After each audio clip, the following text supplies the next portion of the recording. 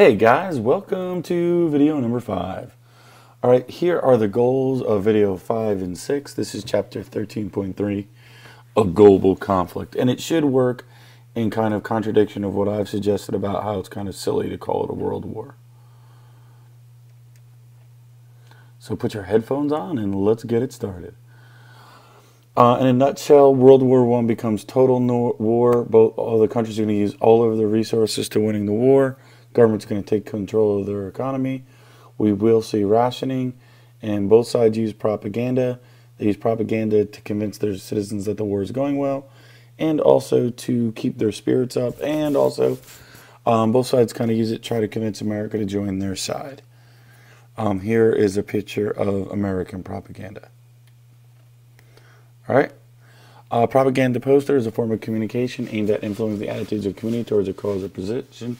During World War I, that should say, both sides used. All right. Even though the United States joined the war relatively late, we used a lot of propaganda, partly to convince our citizens that it was a good idea. So if we go back to 13.3, a global conflict, here you can see how truly the whole world was drawn into the war. Green are the Allies, the purple or the yellowish orangish are the Central Powers, and the grayish areas are the people who were lucky enough to say independent. World War I was much more than a European conflict. Australia and Japan, for example, entered the war on the Allied side. India sent a ton of troops to fight along with their British rulers. The Ottoman Turks and later Bulgaria themselves joined with Germany and Central Powers. As the war got on and on and on, both sides are going to look to pull fresh troops in.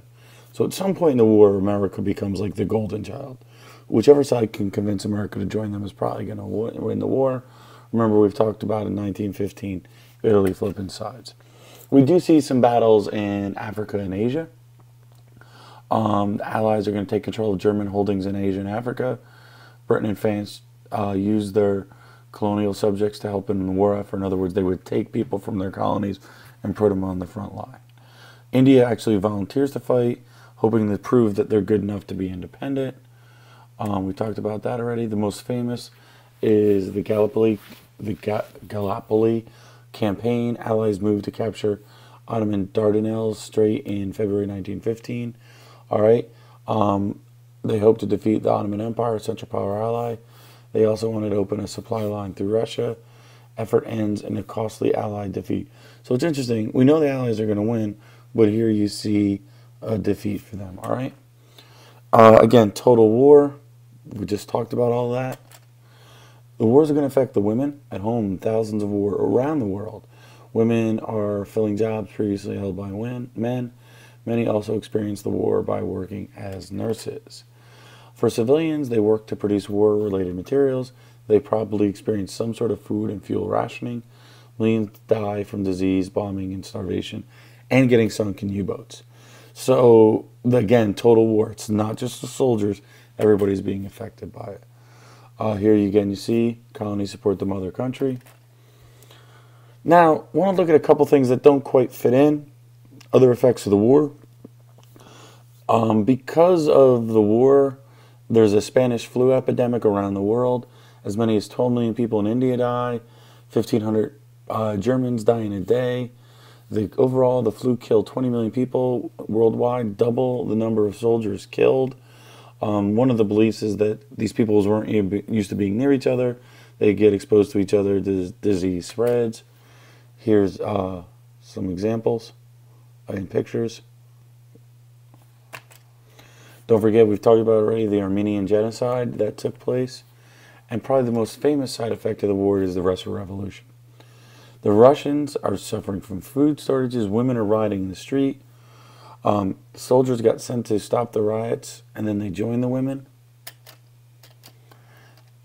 Riots break out. The Russian Tsar abdicates or gives up his throne.